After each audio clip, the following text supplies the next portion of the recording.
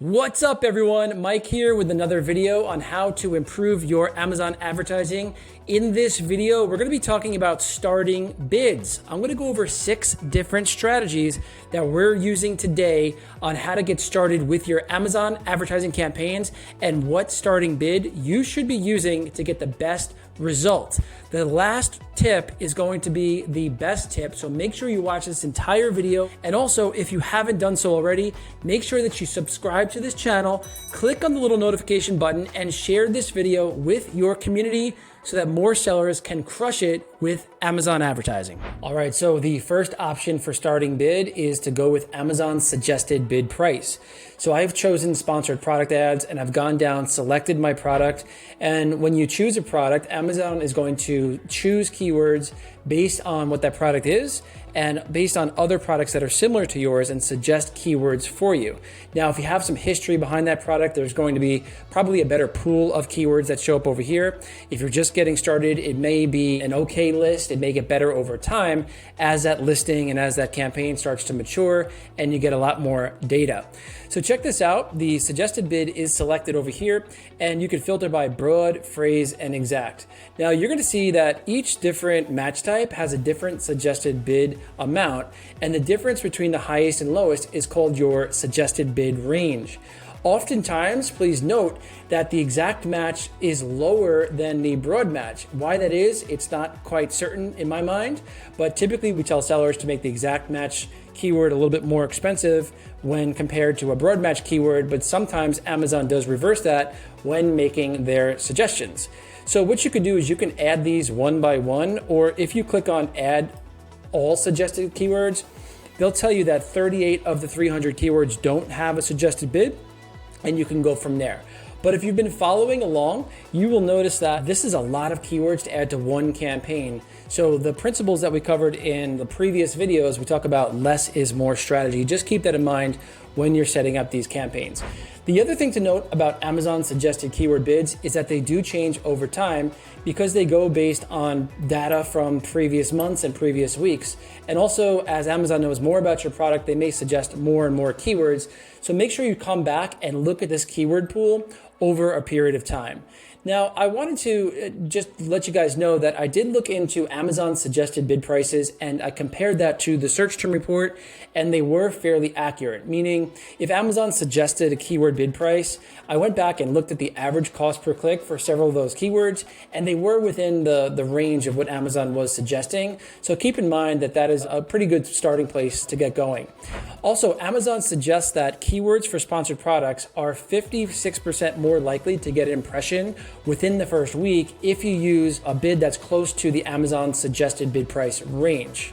Now, keep in mind that product targeting too, Amazon will give you suggested bid prices for product targeting as well. So for example, if I target cat play tunnels, you're gonna see that Amazon gives me this range of 14 cents to 94 cents. So it's interesting to note that if you refine your category down, and in this example I chose 0 to 4 stars, the suggested bid price will change based on the ASINs that you're going to be targeting.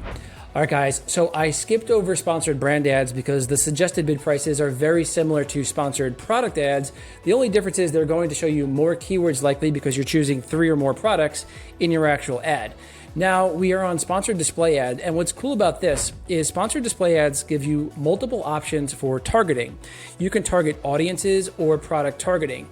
Now for product targeting, we're going to start there. It's very simple and straightforward. Amazon does not suggest any keyword bid prices for you. So it's a little bit different from the product targeting that I showed you before. You can pick a product, you can refine the category down and do all that stuff, but Amazon will not show you a suggested bid price for sponsored display ads product targeting. All right, so what sponsored display does show you is some really great estimations as to how much reach and impression share your ad is going to get. And really what they do that for is 2 different audiences. We have the searches audience and the purchases audience. The searches audience is looking at shoppers who have searched for a product that is similar to yours, but have not made a purchase in 30 days. The purchases audience are for shoppers who have already purchased your products, but have not purchased from you in 365 days. That being said, there's going to be a lot less people, a lot smaller of a pool to go after with the purchases audience than the searches audience. So keep in mind too, guys, that with these two audiences, you're paying per 1,000 impressions, and Amazon will give you a suggested bid price for that. Check this out. They suggest that to reach 278,000 to 1.4 million people, my starting bid price has to be at 93 cents. Now, just because I'm getting that impression share doesn't mean I'm going to reach all of those people. The reach typically is about 17% of that larger number, so the reach is much smaller, 31.6 to 158K. These are the people that are actually going to see my ad. And of course, 92 cents to get in front of that many people. Once again, I'm paying per 1,000 impressions.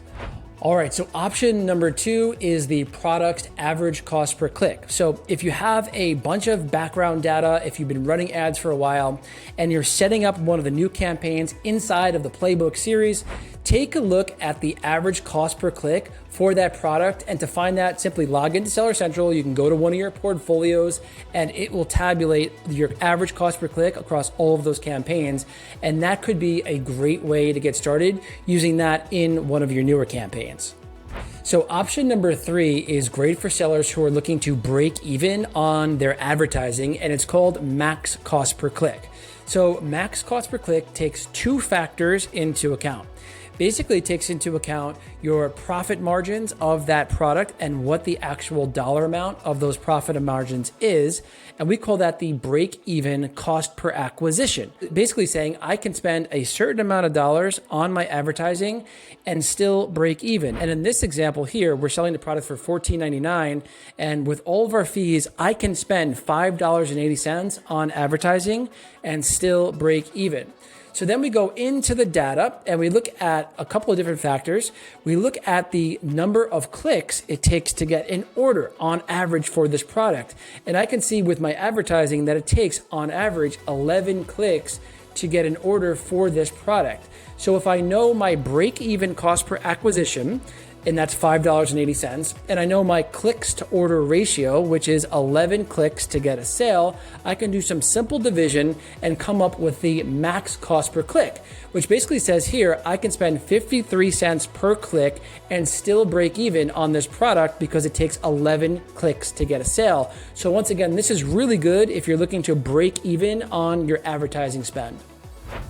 All right, guys, option number 4 is called low bid. So low bid is when you start off with a really low bid and you're talking about like 5, 10, 20 cents, maybe 25 cents.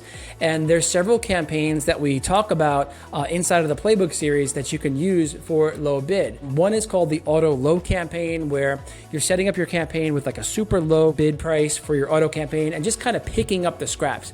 Now, this is hard to really scale, but you can get some low ACoS sales here and there. Another one that might be really good for this is a massive brand awareness campaign where you're going after some high reach keywords in your sponsored brand ads and you're using a low bid to get started just so that you don't blow through all of your ad spend. And that takes me to the 5th type of starting bid, and that's an aggressive bid. So let's say that you're launching a product, or let's say that you have some kind of a competitive advantage. You may want to start off with a very competitive bid, and that could be something that's higher than the Amazon suggested bid price, or that could be something that's just really much higher than your average cost per click or even your max cost per click. And basically what you're saying to Amazon is, I want to get visibility for this keyword and I'm going to pay to get it. Now, just because you have an aggressive bid doesn't always mean that you're going to get the top placements.